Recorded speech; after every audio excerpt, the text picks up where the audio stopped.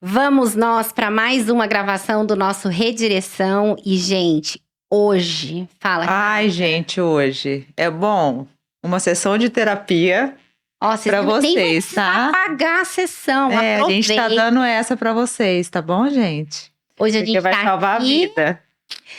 A gente está aqui com o especialista, Dr. Márcio Nilo Laranjeiras, O escritor. nosso médico, tá? A gente tem orgulho de falar, né? A gente tem orgulho e não tem vergonha, porque a gente é dessas. Aliás, gente, não tenha vergonha de buscar ajuda. Esse é o grande problema, Se todo sabe? mundo buscasse ajuda, não ia ter tantos problemas nesse mundo. Dr. Márcio Nilo Laranjeiras, psiquiatra, clínico geral, escritor, mestre pela USP, especialista em terapia cognitivo-comportamental. Gente, escritor, ele escreveu Saúde Mental junto com o nosso pastor Arival Dias Cassimiro, pela editora Ezion. E esse episódio em especial, a gente vai sortear lá no perfil do Redireção do Instagram, né, amiga? Uhum. Esse livro aqui, ó, o Saúde Mental, e a gente vai mandar aí pra ganhadora ou pro ganhador. O livro é sensacional, tem um capítulo específico sobre o tema que nós vamos tratar hoje, que é o quê, Renata? Ah, meu pai do céu, transtorno alimentar. Gente, sério, tem muita gente que tem, mas todo mundo não tem coragem de falar que tem, na verdade. De buscar ajuda, falar porque, a respeito. E também tem vários tipos de transtornos, assim, na minha opinião, né? A gente vai perguntar pro doutor várias perguntinhas que a gente recebeu e algumas outras coisas. Mas é um assunto super interessante, né? Exatamente. Então, nós vamos falar de transtorno alimentar. Adquiram o livro Saúde Mental pela editora Ezion. Saúde Mental e Espiritualidade, a importância da fé e da ciência para a saúde mental. Dr. Márcio Nilo, muito obrigada pela disponibilidade, pelo privilégio. Nós sabemos que sua agenda é bastante complicada, mas você prontamente aceitou o nosso convite, então, muito obrigada. No sentido O privilégio é meu. Eu honrado, assim, de estar aqui com vocês, né? Eu sempre me surpreendo com essa igreja, com a IPP, né? Eles sempre têm coisas assim. Eu descobri o podcast de vocês há pouco tempo, acho que também vocês há pouco tempo. Eu achei muito bom, assim, já assisti o anterior, eu achei muito legal, assim. E tô aqui, tá? Pra gente falar desse tema que é bem difícil, né? Transtornos alimentares. Bastante difícil e não sei se a estatística que a gente leu a respeito, se é verdade ou não, mas eu vou perguntar, né? Cerca de 1% da população. 1% anorexia. Nossa. Tá? Então a gente tem só anorexia, a compulsão alimentar, que é o transtorno mais frequente, 6 a 10% da população né, apresentam critério para compulsão alimentar. Agora, a gente tem estudos também sobre, que é um tema correlacionado, que é desconfortos corporais, né? Sensação de desconforto com a aparência e corpo. Esse estudo foi publicado há uns 5 anos, que já é antes da pandemia, e mostrou que 80% das mulheres têm desconforto corporal significativo e, por incrível que pareça, 60% dos homens também têm um desconforto corporal significativo. Então, é um tema bem amplo, né? A prevalência é mais feminina do que masculina? Sim, transtornos alimentares, sim. É de 1 para 3 para 1. Nossa. Né? Mas é bem significativo e depende também muito do tipo do transtorno alimentar, né? Tá. Então, acho que antes da gente começar a falar de cada transtorno especificamente, né? Meio que passar, o que é um transtorno alimentar? Então, é um transtorno mental, né? Esse nome transtorno, a gente põe como... É uma doença, né? A gente trata... você faz um tratamento médico, então é considerado uma doença, um transtorno mental, que você tem 2 características principais, né? Que é o desconforto corporal, né? Uma alteração, um desconforto com aparência, junto com alteração de autocontrole, que pode ser excesso de autocontrole, dependendo do transtorno, ou falta de autocontrole, autocontrole alimentar, dependendo do transtorno, né? Ou seja, quem não come, né? E aí a gente vai já entrando nos transtornos. Então, Sim. a pessoa que existe o mais comum, você disse que é a compulsão, mais do Compulsão. que a anorexia. Sim, compulsão é disparado, né? A gente tem... E olha que quando você dá um diagnóstico, os diagnósticos, assim, os critérios diagnósticos internacionais, eles são restritos. Entendeu? Por exemplo, você precisa ter um nível, uma quantidade, por exemplo, a bulimia nervosa. Você precisa ter pelo menos 2 episódios num espaço de 2 semanas, 2 a 4 episódios num espaço de 1 semana, para você preencher critérios de bulimia nervosa. Acho né? que vale a pena a Critérios gente de falar, né? compulsão O alimentar. que é a bulimia nervosa? O que a pessoa faz quando ela é bulímica? Então, classificando os transtornos, a compulsão alimentar, o que é? Uma pessoa que tem uma perda de controle alimentar, da seguinte forma, são 4 características: velocidade, ela come muito rápido, é aquela pessoa que termina antes de todo mundo na refeição, né? Ela come muito rápido, em quantidade significativa, né? Ela tem uma sensação de descontrole. Por exemplo, eu vou almoçar hoje, eu vou jantar e eu quero comer só um prato. Aí no final ela descobre que ela comeu 3, 4 pratos. Sim. E a sensação de culpa em seguida, né? Então são esses critérios. Você precisa ter pelo menos 2 desses critérios para ser considerado, para aquele episódio ser considerado um episódio de compulsão alimentar. Né? Então, aí tem a bulimia, né? A bulimia é um paciente que tem descontrole alimentar, que é uma compulsão alimentar seguida de um comportamento compensatório, que pode ser vômito, uso de laxativos ou diuréticos, os mais comuns, excesso de prática de atividade física após a alimentação, né? E qualquer outro tipo de comportamento compensatório, entendeu? Eu já vi pacientes que depois de se alimentar, né, numa história de ela está sentada numa mesa de um jantar e ela depois de comer ela começa a pressionar as pernas por baixo da mesa para perder calorias, entendeu? Então Deus! Então é como a gente conversou antes daqui. A maioria das pessoas não sabe que tem, entendeu? Porque primeiro que é muito frequente, né? Uhum. Em determinados ambientes esse comportamento ele é estimulado, né? Então a gente passa batido, nem sempre você consegue segurar. O outro transtorno é a anorexia, que sai mais na televisão. A anorexia, a gente se conhece mais, né? Desde os anos 60, aquelas modelos esquálidas, né, dos anos 60, aquelas pessoas que a gente... Até recentemente, recentemente a gente começou a ver as modelos com um corpo um pouco mais normal, né, assim, com o IMC mais alto. Então, a anorexia é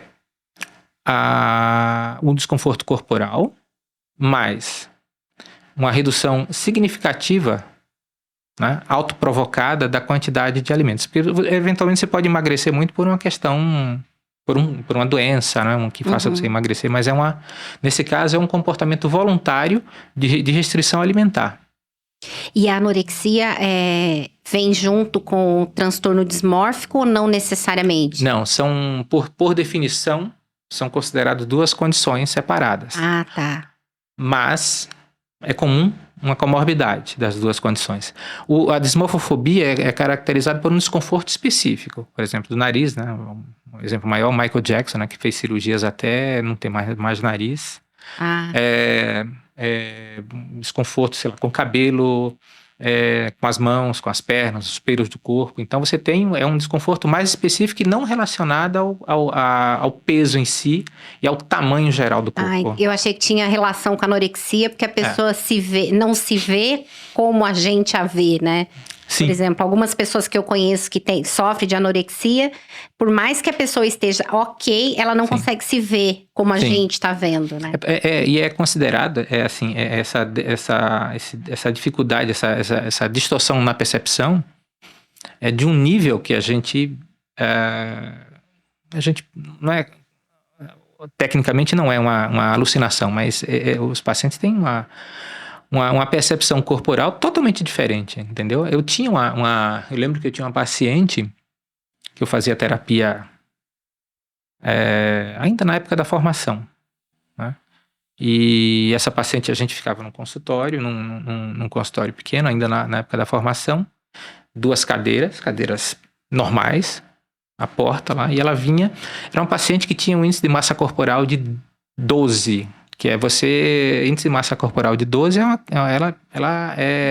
você vê tudo, você vê todos os ossos e tal. Essa paciente, ela chegava na porta do consultório, ela entrava de lado, assim. E ela vinha, entrava, sentava na cadeira, ela olhava para a cadeira e ela tinha uma certa dúvida se ela caberia na cadeira, numa poltrona comum. Gente. Entendeu? Então ela entrava na cadeira meio de lado assim, sentava, ela pegava ônibus e ela dizia, eu quase não passei na catraca. Entendeu? Então é num nível surpreendente assim, essa distorção de imagem corporal. Agora, a gente tem outras condições que são menos frequentes, que também são considerados problemas. A gente fala transtornos alimentares, mas o predomínio é da autoimagem. Por exemplo, a ortorexia e a vigorexia, né, que se chama. Nossa, esses eu não conheço, não. Ortorexia é o perfeccionismo alimentar. Essa pessoa ela não tem baixo peso. Tá. Ela não tem uma restrição alimentar mais importante, mas ela é uma pessoa que ela pesa a comida, ela escolhe muito a comida, ela é interessada, a questão alimentar, a comida, assim, o valor, a função da comida chama atenção, entendeu? O que chama atenção. Ela sabe ela não come carne, um bife, ela come proteína. Ela não come... ela não come arroz ou um pão, carboidrato. Então ela lida de forma funcional e isso e com esse perfeccionismo, entendeu? Então ela deixa de socializar, ela não sai porque ela não quer comer fora daquele sistema, né, alimentar que ela produziu para ela mesma. E a gente também tem esse outro transtorno que é menos falado também, que é a vigorexia. Esse é muito frequente no homem, né? Que é essa questão do vigor, do músculo, né? Tem homens... Eu tinha um paciente que ele disse, eu não saio de casa se eu não fizer 15 apoios, flexões no chão, porque o meu braço, se eu sair na rua, eu olho para o meu braço tá fino, parece uma caneta. E não tá? Não tem, né? A gente não vê, entendeu? Então, é uma questão. Todos os transtornos alimentares têm esses 2 fatores, né? Um excesso de controle, ou uma perda de controle em relação ao comportamento alimentar, mas a dificuldade de aceitação corporal é comum em todos eles. Entendeu? Então, é muito disfuncional. Né? Por exemplo, uma pessoa com anorexia, ou com vigorexia, né? Que são transtornos com excesso de controle alimentar, elas simplesmente abdicam de ter um convívio social, quando esse quadro é bem grave, né? Porque ela não se adequa aos padrões alimentares. Ela não entendeu? Nossa. Você vê... Quer dizer, é difícil perceber que a pessoa tem... Normalmente o indivíduo... né? Eu estou falando ela porque é mais comum em mulheres. É Sim. O que a gente vê. Os homens têm né? Nessa área. São poucos os homens diagnosticados, né? Eu falo diagnosticados. Mas é muito sutil. Você não percebe. Aquela pessoa tem um peso... costuma ter um peso... Ou no caso da anorexia, muito baixo, ou no caso do vigorex, aquela pessoa que tem um corpo perfeito, e ela esquiva dos ambientes que você tem alimentos, né, disponíveis, que você vai comer, vai socializar com comida, que é uma regra, né, na sociedade. E essa disfunção, né, com relação ao alimento é algo que começa muito cedo? Sim, perfeito. Como é que a gente percebe os sinais? A gente vê os transtornos que cursam com perda de controle, eles são mais comuns, né? A compulsão alimentar muito comum, a bulimia é mais comum do que a anorexia é menos comum, vigorexia e a ortorexia, a gente não tem nem estatística, você não consegue nem ter estatística direita, mas é compulsão, bulimia, anorexia em termos de frequência. Então, esse quadro começa muito cedo, costuma começar, dependendo do quadro, nível de controle, dependendo de como ele é, do quadro clínico, você identifica uma história. Normalmente essa história é familiar. Você encontra, por exemplo, a anorexia é mais encontrada em clusters de família, em famílias, entre grupos de pessoas que têm um poder aquisitivo mais alto, né? Na família você encontra famílias de familiares, foram a mãe que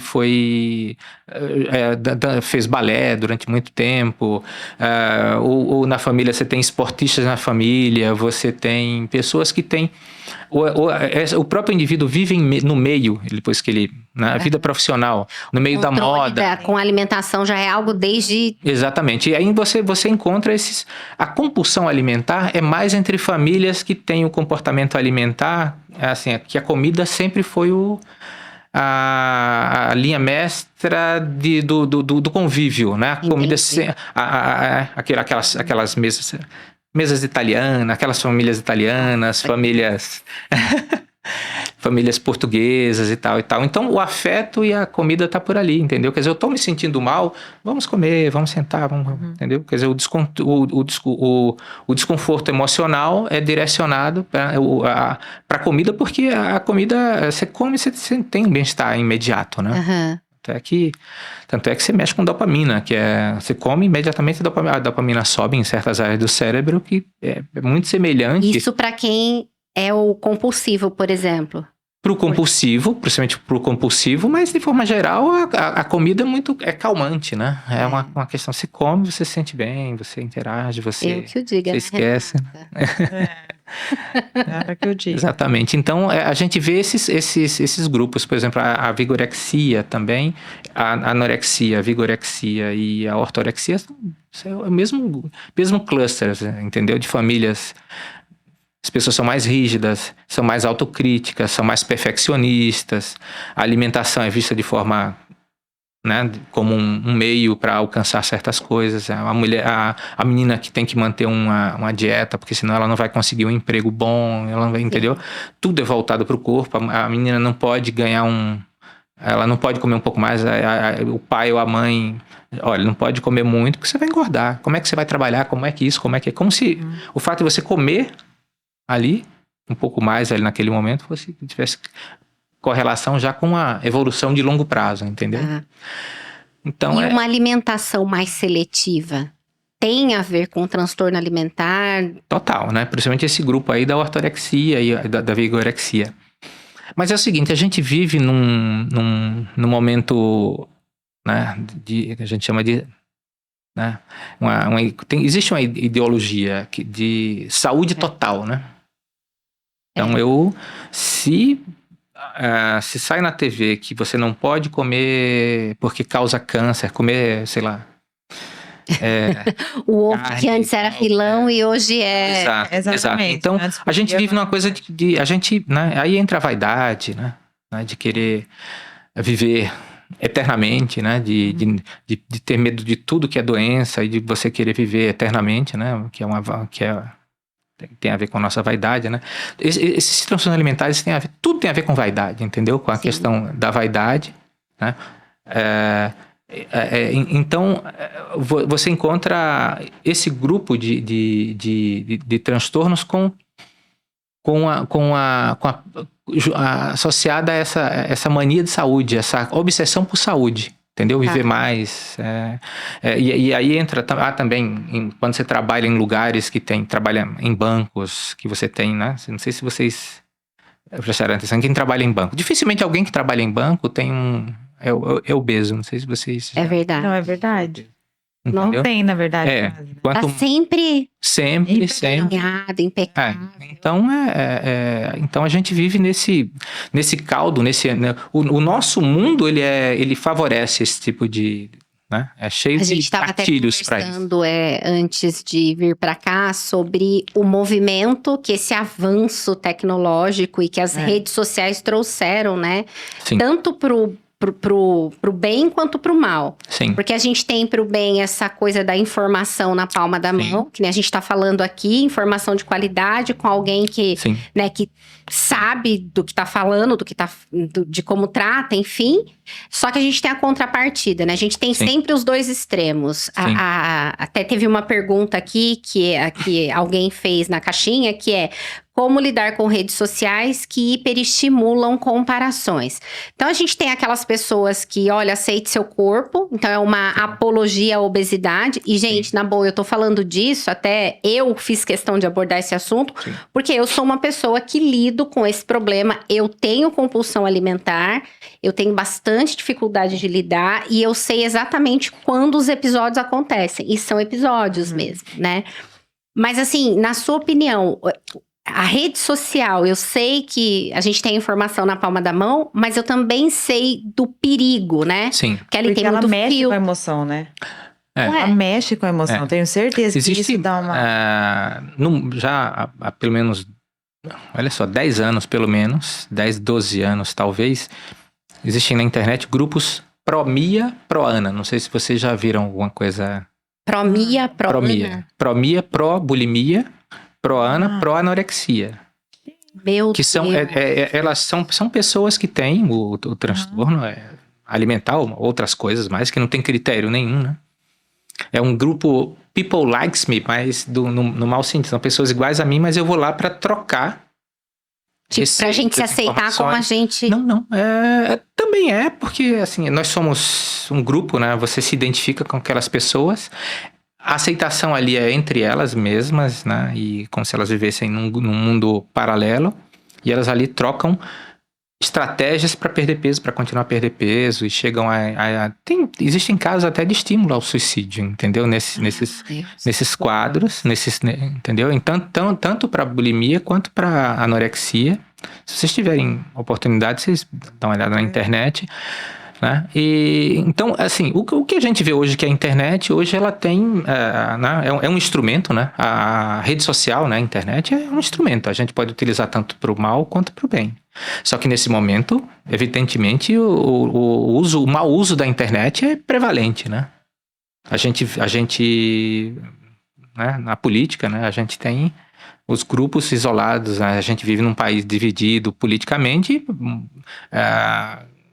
Uma das causas disso é a própria rede social. Essa questão de você lidar de forma não consciente, né, com o que você faz. A internet ela é fonte de tudo que é de interações com emocionais, né, no mau sentido, com raiva, com desprezo pelo outro. Então, mas ao mesmo tempo a gente pode utilizar a rede social para fazer esse tipo de coisa que a gente está fazendo aqui, né? Exatamente. Um serviço de orientação para pública, da gente juntar pessoas. Existem grupos, há muito tempo, grupos people likes me, né? Esses que juntam pessoas que nunca poderiam se juntar. Por exemplo, até doenças raras no mundo. Existem grupos, redes sociais de pessoas que têm doenças raríssimas. Às vezes, 50 casos no mundo, eles se conhecem ali e eles se ajudam. Sim. Entendeu? E e isso divulgam. É bacana, né? Isso é o lado bom da coisa, né? Você encontrar com a pessoa e tal. Agora, esse outro lado aí é o lado negro, né? Da porque nossa tendência. Transtorno alimentar é saúde pública, né? Na minha opinião, deveria ser. Sim. A obesidade só cresce na população, entendeu? A obesidade junto com a compulsão. Não, e aí o emocional vai... Exato. Cai junto, né? Exato. A gente tem a comida é a nossa... É a nossa droga mais que a gente não acha que é, né? A gente tem uma compulsão alimentar com comida, é o mesmo jeito, você usa com o mesmo padrão de uma adicção, né? Uhum. A compulsão alimentar é um tipo de comportamento adicto, né? Quando você tem perda de controle né? E você vê as estatísticas aí, a população, né? A obesidade, né? O peso da população aumenta se você pegar fotos de pessoas nos anos 70, se você tiver fotos de família, dá uma olhada. É verdade. Você vê lá, as pessoas têm peso normal, até verdade. a pessoa hoje teria baixo peso, anorexia. Sei lá. Hoje você observa, você vê fotos da sua família, você vê que quase todo mundo tem, no mínimo, sobrepeso. Aumentou o acesso, né, à comida, enfim, e diminuiu Porque se a gente parar para pensar, uma pessoa não apertava um controle e abria o portão para entrar, né? A pessoa ia lá, descia, enfim, né? A TV, o controle remoto tá na mão. Então a gente tem mais acesso à comida e menos movimento corporal. Sim, a gente vive nesse ambiente, né? Quer dizer, é nesse ambiente que não favorece a atividade, né? E a gente nunca teve acesso a alimentar a comida como tem hoje, né? Né? Não tô falando da qualidade, tô falando da quantidade mesmo. Né? A gente, né? nesses últimos 200 anos, a gente tem acesso a mais comida do que desde o homem, desde os nossos ancestrais, a gente nunca teve acesso à comida, né?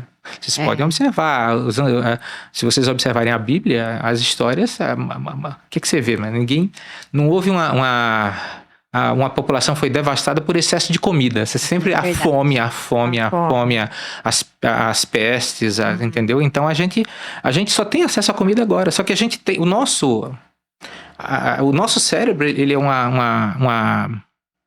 um objeto, né? Eu vou falar que é um objeto material mais complexo que existe, e a função dele é sobrevivência com memória de sobrevivência. Então, o que a gente tem? A gente tem uma memória desses anos todos de fome. De fome. É verdade. De escassez. Então, a gente... É natural que a gente coma muito, que se a gente tem. Porque a gente aprendeu com os nossos ancestrais a comer quando tinha, entendeu? E a gente tem esse comportamento hoje. Entendeu? Por isso que é tão difícil lidar com a obesidade.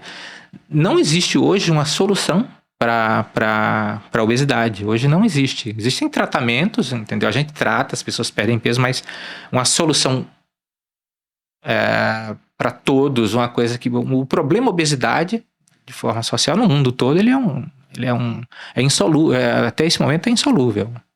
É triste isso, né? Triste essa realidade, porque por mais que a gente faça tratamento, se você faz um tratamento do ponto de vista endócrino, sei lá, que você induz o corpo ao aumento do hormônio da saciedade, né? Sim. Só que você para de tomar e o efeito rebote é o mesmo. Então, eu acho que o que a gente precisa, né? A conscientização que a gente precisa trazer é que não é um problema que o fármaco endócrino único e exclusivo vai resolver. Se a gente tem aqui, se o problema tá na cabeça, na mente, né? Se a gente dorme e acorda pensando em comida, acredito eu que a terapia é uma condição que não...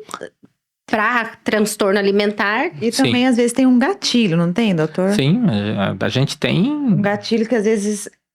Acontece alguma coisa que você fala, gente, daí dá aquele desespero, você não sabe como lidar, e a comida, ela vem... Isso, dependendo, você pode utilizar a comida para qualquer gatilho. Porque às vezes problema... que a gente ouve falar, doutor, não é a comida maravilhosa, aquela comida bem feita, não, é um negócio, tipo, nada a ver, sabe? Exato. Condensada, pasta de amendoim. Para mim... Olha, que eu pego um pouquinho. Para mim, é o pudim de leite, né? O pudim de leite. Nossa, para mim, eu perco o controle na frente de um pudim de leite. Pasta de amendoim. Eu não posso ter, não me mandem, por favor, obrigada. O reverendo Hernandes, ele fala que o céu, para ele, tem que ter pudim de leite. Para mim também, eu concordo. Não é possível que o céu não tenha pudim de leite. Gente, eu só quero pasta de amendoim. Eu acho que eu queria tudo, gente. Esse é o problema do compulsivo, né? Meu Deus do céu. Ela é leite condensado. Mas a questão de você entender como é que é isso, como é que é esse funcionamento, é um passo, entendeu? Você precisa entender. As terapias hoje, elas de controle, né? As terapias a gente falando um pouco de tratamento, elas Tá aqui uma elas das lidam. perguntas aqui, como tratar? Então, eu utilizo na clínica, né, a terapia cognitivo-comportamental, né, que é basicamente a ACT, terapia de aceitação e compromisso, tem muitos estudos, é a terapia que mais tem estudos no mundo. Não que as outras não tenham efeito, mas as estudadas, a terapia cognitiva tem essa vantagem de você conseguir estudar, conseguir colocar no papel, fazer um estudo controlado e tal, e você vê os resultados. Uma questão inicial é aceitação ativa, não aceitação passiva. Sim. Aceitação passiva é essa coisa que a gente falou dos grupos de que aceitam o seu estado, né? Por exemplo, o diabético não pode aceitar Exato. a glicemia em 300, porque é uma questão política porque existe uma discriminação sobre uma pessoa que tem 300 de diabetes. Isso não existe, entendeu? Exatamente. Do mesmo jeito, você tem que lidar com a obesidade, você aceita, eu não tenho, a gente não tem que deixar de aceitar uma pessoa que tem uma doença. A gente não discrimina o diabético, Exatamente. entendeu? A gente... Uma das coisas que na pesquisa aqui, né, que existe o código, o CID, né? Então, é uma doença. Se é uma doença, tem que ser tratada. Sim. Obesidade é uma inflamação. Sim. Então, não tem como a gente falar que não temos que tratar. Temos Sim. que, vamos fazer modelo plus size, por exemplo, na moda. Gente, na boa, a gente tá falando de saúde. A gente não tá aqui fazendo apelo a corpo, nem nada, né? Sim. Então, isso me preocupa muito. Sim. Claro que do outro lado é que a indústria, isso tem melhorado, né? Mas a indústria busca a perfeição, né? Aquele corpo vendável. É verdade. Né? Vendável. Claro que essa questão do corpo vendável, agora você pode pensar tudo é mercado, né? Se você tudo é o capitalismo, por exemplo. Se naquela época, nos anos 60, a modelo, né, tinha que ser esquálida, anoréxica mesmo, com critério em tudo. Atualmente, você tem essas pessoas que têm um corpo, elas podem ter um corpo mais normal, né? Mas você tem hoje na TV, né, essas coisas, não sei se prestaram atenção no carnaval, né? As modelos do carnaval, os homens, as pessoas, aquilo ali é vigorexia, aquela coisa de diversas cirurgias para modificar o corpo. Então, e a gente tem também agora esse nicho da obesidade, entendeu? Do grupo das pessoas que, né? Que plus size, que curvy, né? Entendeu? Exatamente. Então, nossa, doutor, você viu nas redes sociais, gente? Não sei se vocês viram. Tem gente ficando famosa, muito famosa, até homens e mulheres, que vão no lugar e come, tipo, ganha pra comer 3 quilos de comida. É verdade. Sim. Ganha pra... quem aguenta comer, tipo... Eles colocam, tipo, 1 quilo. Esses dias, lá postou que ele comeu... Ele ia ganhar não sei lá quanto pra comer 1,5 quilo de macarrão. E assim, as pessoas estão fazendo isso. E as pessoas estão pagando pra assistir a pessoa comer. Exato. Eu falei, gente, como assim? Que ponto chegamos? Exato. Assim, então isso quando eu falo de aceitação, aceitação ativa é aceitar que isso é um problema, né? Que você tem um padrão, que você existem, né? Que a gente tem essa que ninguém é perfeito, né? A gente tem, né? Aceitação ativa serve para tudo. Você tem, sabe aquela coisa do lado A e lado B? A gente tem um lado A e a gente tem um lado B, e esse lado B é o lado B que come muito, que joga, que tem... Compra muito, que tem excesso tem medo, por outro lado não faz nada, fica com medo de sair na rua. Esse é um lado B, entendeu? Que impede. E a gente tem um lado A. Todo mundo tem um ou outro comportamento, que a gente chama de lado B, né, em terapia e tal, e a gente precisa aprender a lidar com ele, né, aprender a lidar, não é brigar e achar que aquele lado, que aquilo é uma coisa que a gente possa extirpar do nosso corpo. Não, é uma aceitação, a gente aceita que aquilo existe, e que a gente precisa lidar com ele no nosso dia a dia, entendeu? E precisa subordinar isso aos nossos valores. Sim. Entendeu? A gente sabe que, né, a gula, né, é um problema. Exato. A vaidade é um problema para um cristão, né? E quando a gente vai para a palavra, tudo é equilíbrio, né? A palavra Exato. tem tudo, porque o comer demais tá errado. Exato. O comer de menos tá tudo assim. Exato. Comer de menos tem o perfeccionismo, a vaidade, né? A questão de querer ser, a vaidade, né? De querer ser mais do que... Exatamente. Que Deus, né? Uhum. Ai, gente, tem tanta pergunta aqui. Mas, Rê, vamos falar dos nossos apoiadores antes? Vamos falar, claro. Qualicare. Gente, vamos lá, amiga, vamos combinar? O melhor sabonete pra família, sabonete líquido. Lá em casa a gente tá usando super, porque ele é um sabonete de limpeza e proteção pra pele. Então, ó, a Edi gosta desse e eu sou do erva doce. O Blooming, gente, é muito cheiroso. Ai, a gente falou junto, é muito cheiroso. Família protegida, de verdade. Ó, é de glicerina vegetal. É Mara, de verdade. A gente tá usando... tem desconto pra... a gente tem cupom... Ai, gente, é muito chique. A gente tem cupom de desconto, redireção 10. Gente, marca lá, entra, compra. É super delicioso, sério. O site deles é Viva Intense. Viva Intense. Ah, vai aparecer na telinha pra vocês, tá? Exatamente, vai aparecer aí na telinha pra vocês. Segue eles no Insta. Fala que viu aqui. Tá. E nós também vamos falar do Jeff Bastos, Angel Pro. Gente, porque a gente tem o quê? A gente tem apoiador internacional, como diz o Arival. E dessa vez não é de brincadeira não, né, Rê? É internacional mesmo. Jeff Bastos, ele é dono da Angel Pro. O Jeff, ele é ministro de louvor, tem 26 anos de experiência com áudio e destes 20 anos são dedicados a igrejas. Quais são os serviços oferecidos? Áudio, vídeo, iluminação, estúdios, podcasts, consultoria, projetos, instalação e treinamento de equipes em todas essas áreas. E o Jeff, ele dá consultoria aqui no Brasil também. Então, se você que nos assiste precisa de uma consultoria com o som da tua igreja, a nossa indicação é Angel Pro. Vocês vão ver o videozinho aí. Olá, meu nome é Jeff Bastos e eu tenho mais de 20 anos de experiência em sonorização de igrejas e eu tenho uma pergunta para você. Como está o som da sua igreja? Tem microfonia, tem ruído, tem chiado? Vocês investem dinheiro e o som não melhora? Nós aqui da Angel Áudio e Vídeo temos a solução para você.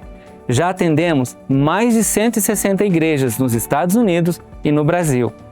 Para mais informações, acesse o nosso site e fale conosco. Angel Áudio e Vídeo, porque o som da sua igreja é importante para nós.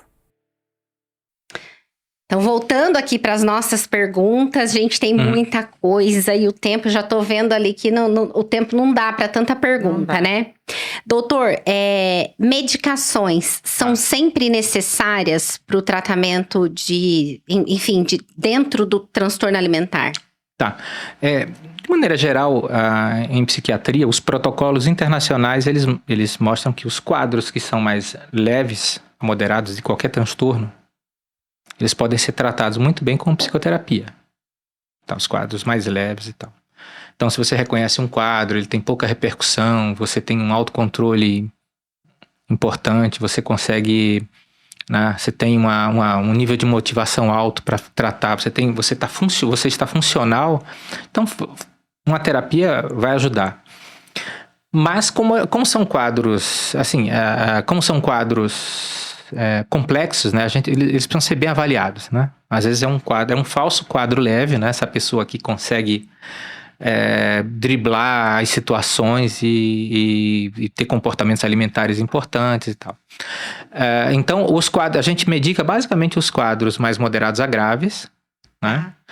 A primeira linha do tratamento de transtornos alimentares são os inibidores seletivos de recaptação de serotonina, né? Fluoxetina, sertralina, são os duais, venlafaxina, desvenlafaxina também podem ser utilizados. Em anorexia, a gente vê que você consegue diminuir, flexibilizar um pouco mais, porque essas medicações têm um efeito anti-obsessivo, né? Que a pessoa que tem anorexia ela é muito excessivamente focada, né? Tem essa coisa da obsessão, e essas medicações costumam diminuir um pouco o foco excessivo na alimentação. Essas medicações também ajudam a controlar a compulsão alimentar, né? Com o quadro da bulimia, quer dizer, se o paciente é bulímico, ele tem a compulsão e depois tem a purgação, esses inibidores seletivos, eles limitam a compulsão, você consegue controlar mais, ter mais autocontrole para a compulsão e não dá espaço para purgação. Sim. Então, a compulsão alimentar também, a gente tem vários remédios aí hoje só para compulsão alimentar pura, sem bulimia, né? Inibidores seletivos, a gente tem a gente tem aquele a lisdexanfetamina, que é o Venvance, a gente tem o topiramato também, que são medicamentos que controlam a compulsão alimentar. Se tiver obesidade associada, a gente pode fazer você pode fazer, por exemplo, um emagrecedor, essas injeções Ozempic, né? Essas injeções semaglutida, né? Que você faz, você pode ajudar um paciente. E aí acho que é interessante a gente obesidade. falar do manejo, né? Porque adianta tomar medicação e não trabalhar Não adianta. Não adianta você...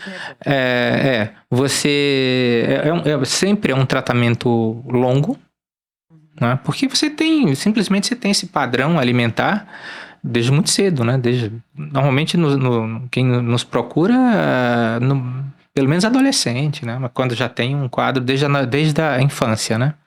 A gente precisa também de uma nutricionista, né? Para melhorar também. Tem nutricionistas que fazem controle comportamental também, que fazem aqueles diários alimentares que ajudam bastante nesse quadro. Psicólogo, psiquiatra.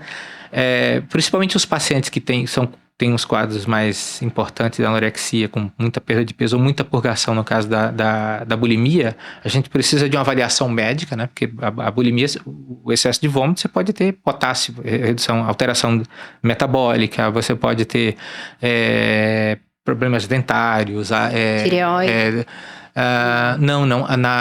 No esôfago você pode ter laceração de esôfago. Nossa, entendeu? Você pode ter alterações intestinais. Uma equipe multiprofissional aí. Tratamento muito complexo, entendeu? Então, é um tratamento... Mas assim, se você consegue pegar um quadro mais cedo, né? Principalmente na pré-adolescência e adolescência, você consegue lidar melhor. E é verdade que outra coisa que eu li também, que essa é uma fase em que a prevalência de desenvolver o transtorno é maior. Sim. A adolescência é o momento da mudança corporal, né? Da parte hormonal, mudança corporal, a exposição às mídias é maciça, né? Nesse grupo. Então é um grupo de risco, assim. Adolescente se você conseguir detectar um transtorno alimentar na adolescência, né? Com pouco tempo de evolução, aquela criança, aquela menina, quando eu falo menina, né? Porque a gente vê nos meninos também, uma certa restrição, não quer isso, não quer aquilo, começa a fazer jejuns, começa a fazer certas dietas, né? Da moda. Da moda e às vezes bem radicais. Um excesso de comportamento de buscar o peso corporal, subo na balança, desço na balança e tal, e começa a ter dificuldade. Sabe aquela menina que vai fazer compras, vai comprar roupas, aí ela olha, que legal, eu gostei daquela roupa ali, né, mas eu vou usar aquela ali porque ela é um disfarce, não é uma roupa, entendeu? Ela não compra a roupa porque é legal, porque disfarça aquilo. Aí você vê pessoal com aquelas roupas até aqui, né? Com aquelas, né? Sempre andando de preto porque disfarça, né? O corpo. Gente. Então é um problema e a gente precisa ter tato, porque essas meninas ou meninos, né? Elas são muito inteligentes. Normalmente elas têm um perfil de inteligência, elas são competitivas, inteligentes, né? Elas costumam ser as melhores da turma, entendeu? Que elas são mesmo, elas entram, entendeu? Tem uma família exigente e tal. Eu lembro que a primeira crise que eu tive, eu tinha 12 anos. Crise de ser hospitalizada. Tá. Eu fiquei 15 dias sem comer. Porque eu queria a qualquer custo emagrecer. Óbvio que eu não contei pra ninguém. E aí eu lembro que teve um churrasco no comércio do meu pai. Eu comi um pedaço de carne e ali eu desmaiei e fui direto pro hospital. Então eu fiquei restrita 12 anos. Por isso que eu perguntei da adolescência. Porque foi quando isso da balança, eu ia pra escola, passava todo dia na mesma farmácia e me pesava todo dia. E aí juntou todo o problema hormonal, enfim, né? Mas, Rê, eu vou deixar você fazer a pergunta da Lizzy, que tá aqui, ó. Eu mandei, tá na caixinha. Faça a pergunta da Lizzy. Deixa eu ver qual é a Lizzy. Como saber se o que tem é compulsão ou falta de vergonha na cara? Essa é boa. Ai, Lizzy, só você. A Lizzy do maternidade. Se é uma compulsão... Bom, compulsão alimentar é um diagnóstico médico, né? Então, se você tem critérios, se você come rápido, excessivamente, tem sensação de descontrole e você se sente culpado e aquilo ali você sempre repete esse comportamento... Quanto mais você repete esse comportamento, mais aquilo vira um hábito e o hábito muda o cérebro. Entendeu? Por exemplo, o cérebro de um ciclista é diferente de um cérebro de um médico. Que é diferente do cérebro de uma pessoa, de um enxadrista, que é diferente do cérebro de alguém que fica em casa, diferente de alguém que usa drogas, diferente de alguém que tem, entendeu? Então, o cérebro, ele é quase como se fosse uma digital. Cada cérebro, ele funciona Então, se você tem esse comportamento, né? Essa tal, entre aspas, falta de vergonha durante muito tempo, então você tem que, durante muito tempo com esse comportamento, então procure ajuda, porque, né? Falta de vergonha é uma coisa esporádica, sei lá, né? É uma perda de autocontrole. Você vai, eu vou fazer tal coisa e só vou comer aquilo. Aí você vai lá, escuta de um e tal. Uma coisa esporádica, né? Uma coisa esporádica. Isso é uma outra coisa. Você tem autocontrole. Você vê que você tem controle sobre a situação. Sim. Agora, sempre que você chega em casa, você fica por ali e tal. Daqui a pouco você vai pra geladeira e quando você vê, você tá... né, comendo e você tem aquela sensação de falta de controle ou então eu olho para a comida, eu passo mal e eu não quero comer, quero fugir da comida e não tem que me faça comer, quer dizer, isso é, né? Quanto mais esse comportamento é repetitivo, mais antigo, mais a chance de ser um transtorno alimentar, no caso. E o 3, 2, 1. Exato. E mais uma pergunta, que é até uma pergunta minha. Sim. Existe forma emocional ou tudo se resume a hábito? As duas coisas. Gente, a maior forma, uma forma de você... O que é um hábito? É uma repetição. Uhum. Por exemplo, escovar os dentes. A gente nem pensa. A gente chega em casa, escova os dentes e tal. Em algum momento, como é que você... Lá atrás, como é que você foi ensinado a escovar os dentes? Tomara que com afeto, né? Assim, você vai escovar os dentes, que legal, que bonitinho, aquela, né? Você é estimulado, você é agraciado de alguma forma, você é bem visto por todos, porque você escova os dentes e seus dentes estão, né? O hálito, aquela coisa, né? Inclusive a indústria, utiliza isso para produzir, né? Então, no começo, todo o hábito, ele foi incentivado de alguma forma, né? Ele é emocional, você teve um ganho emocional, né? Por exemplo, eu gosto muito do exemplo da droga, né? No começo é social, você tá ali, você se sente bem com as pessoas, é um plus, né? Então depois, se você continua usando ali, daqui a pouco você está usando em situações neutras. Quer dizer, não preciso do social, eu já tô utilizando para deixar de me sentir mal, né? E aquele comportamento fica automático, daqui a pouco eu tô usando porque eu tô usando, vira um hábito, sem necessariamente você ter um desconforto anterior ou você ser estimulado, porque aquilo já virou um hábito, é automático, você chega em casa, já vai direto pra comida ou deixa de comer, ou, entendeu? E existe muita essa coisa de, tantos dias você muda um hábito. Isso é verdade? Porque... Depende. E se é verdade, quanto tempo, né, pra de fato mudar? Depende, é o que eu tô falando. Existem intensidades, né? Tá. Esse número 21 dias, tantas semanas, não, isso aí não corresponde, né? Mas o hábito é muito individual, esse tempo, entendeu? E a questão é da repetição. Por exemplo, se você repete o mesmo comportamento todos os dias, depois de um mês, é claro que você vai ter uma chance daquilo ali continuar, ou de você mudar um comportamento. Por exemplo, se eu vou... Os comportamentos que são não faça isso são piores, são mais difíceis, né? Você vai abdicar. Por exemplo, eu não quero... Sempre que eu chego em casa à noite, eu tenho uma compulsão alimentar. Como é que eu faço para controlar isso? É muito difícil você fazer assim, não, eu não vou comer, tem um comportamento, uma compulsão alimentar às noites, porque eu não quero. Hoje eu não fiz, amanhã eu não fiz. Tal. A abordagem que a gente faz põe alguma coisa no lugar, põe uma outra atividade, seja construtiva, sei lá, naquela hora ali eu vou fazer atividade física, naquela hora eu vou interagir, vou ver vou ler um livro, sei lá, vou passear com meu marido, vou com a sua esposa, vou fazer outra coisa naquele momento, entendeu? Sim. Então é bem complexo isso. Eita, bom, vamos lá, mais uma pergunta. Existe compulsão por alimento específico? Sim. Tem transtornos relacionados tem, inclusive, específico considerados não alimentos, né? Tem gente que come, por exemplo, grávidas que comem tijolo, barro. É verdade. Entendeu? Atrás de... Eu tive uma amiga que comia a terra. Dependendo... Ela sonhava. É isso. Parece que né? Porque precisa de mais ferro, precisa de certas vitaminas. Mas a gente tem, sim, alguns pacientes que tem essa... Por exemplo, eu tinha uma paciente com anorexia que ela comia melancia, bebia água, comia biscoitos, alguns biscoitos e tal. E aquilo ali era todo dia, entendeu? Para você sair disso, você precisa melhorar, inclusive, aí é que entra a nutricionista, entendeu? A nutricionista, ela vai expandir o seu paladar para outras coisas. E é legal porque hoje tem uma área, né, comportamental dentro da nutrição, né?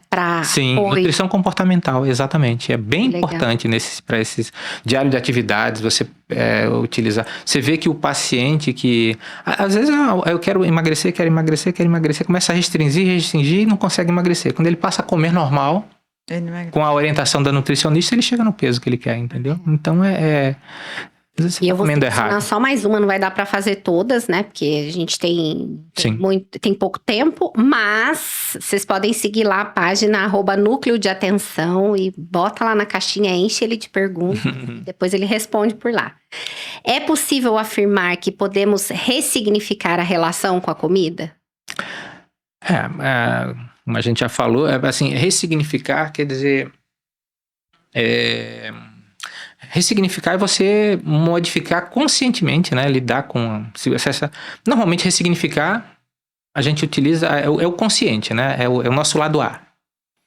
O que pode ser ressignificar? Por exemplo, eu sei que, né, que um cristão, né? Nossa religião, um cristão, ele tem que ser comedido. Sim, né? Como diz a palavra, né? O bem que eu quero eu não faço, o mal que eu não quero eu faço. Exato. Ele tem o sacrifício é um dos pilares, né? O nosso maior mentor foi o sacrifício, né? O que é sacrificar? É você ressignificar o que você está fazendo, né? E modificar o que você faz em prol do outro, né? Tá. Né? Então, quando você lida com a comida, por exemplo, você pode ressignificar, eu não vou comer, eu não vou comer tanto, porque isso é gula, né? A gente gula, vamos ver. Ou então, eu não posso ir atrás de um padrão de corpo de outra pessoa. Quer dizer, será que a gente não tem coisa melhor? A Bíblia tem um monte de... Se você fizer coisas... a Bíblia tem ressignificação de tudo, né? Para tudo. Então, você não pode passar o seu dia na rede social olhando o que o outro fez, o que o outro está comendo e tal. Não, você precisa elevar um pouco, né? Você precisa ressignificar. O que você está fazendo aqui nessa vida, entendeu? Então, por mais... E a gente sabe que a gente tem defeitos, pecados, problemas, a gente tem manias, maus hábitos, a gente é cheio, a gente sabe disso. Quem é cristão é muito tranquilo quanto a isso, né? A gente não tem... E a gente, outro dia eu vi uma frase que era assim, uma pessoa perguntava, você morreria pelo seu filho? E aí a contrapartida e você viveria por eles? Então, todas as vezes que a gente faz algo, né? E eu tô falando por mim. Eu lembro que uma vez o pastor Hernandes falou no encontro da família lá, tudo que você fizer, o lugar que você está, com quem você tá, né? Você poderia dar um glória a Deus naquele momento? E aí, quando eu vou olhar pra minha relação com a comida, eu, pessoalmente falando, eu não poderia não, porque você bota qualquer coisa, vai de uma vez. Então, eu acho que essa coisa do... viver pelos filhos, né? Viver de uma forma saudável, né? É a gente trabalhar essas questões terapêuticas mesmo, do que é difícil para nós. Sim. Né? A religião, né? Para mim, me acrescentou muito o meu trabalho no dia a dia, entendeu? Me acrescentou porque eu sei que... Né, porque saúde e espiritualidade estão juntas, entendeu? Então você precisa ter faz parte dos seus valores. Você precisa ter princípios, você precisa ter compromisso com o seu melhor. Você precisa subordinar aquele lado B, né? Esse nosso lado B é o nosso lado A, que é o nosso lado cristão, que é o nosso melhor, que a gente precisa, né, colocar. A gente sabe que é difícil, né? Eu ia falar a gente não tá aqui pra dizer que é simples. Não. E tem que pensar que a gente tem recaídas, né? O nosso lado B prevalecer é mais uma regra do que uma exceção. Sim. A gente não... O lado A, ele aparece ali, mas o nosso lado B, nessa selva, né? Que é a nossa vida no nosso dia a dia, e o nosso lado B é regra. A gente erra. E eu acho que a gente tá numa condição de mundo que não tem volta, né? A rede social tá aí e vai estar aí. Sim. A informação torta e recortada vai estar aí. Relativismo, né? O que é bom é ruim, o que é ruim é bom, o que é feio é bonito, o que é bonito é feio. Exatamente. Né? Então o nosso mundo, ele só nos tira do nosso melhor, né? Exatamente. Não, e assim, doutor, descobrir que tem, aceitar e falar já é um passo, né? É o primeiro passo, né? É você, já descobri, eu tenho um problema, mas deixa eu conversar, deixa eu procurar ajuda, né? Você não vai conseguir lidar com isso sozinho. Porque se conseguisse, não vai.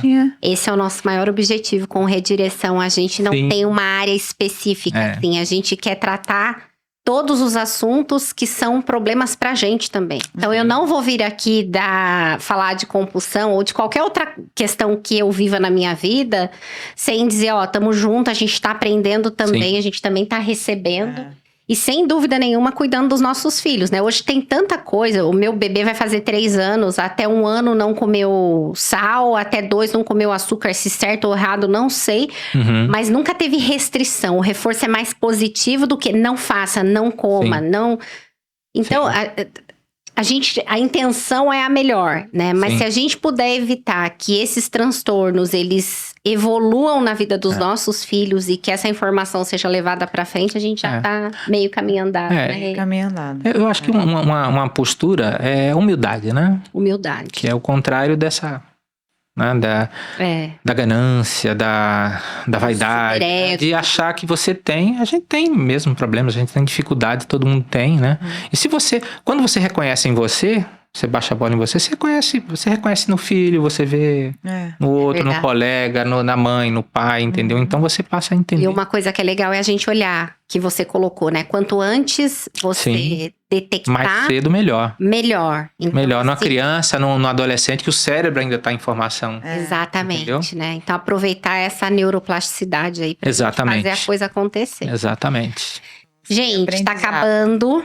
Pouquíssimo tempo para um tema tão importante, mas a gente vai trazer ele outras vezes para falar de outros assuntos. Precisando, a gente está à disposição. Vários assuntos, né? Exatamente. E a gente vai sortear um livro do Reverendo Arival e do Dr. Márcio Nilo lá no Redireção.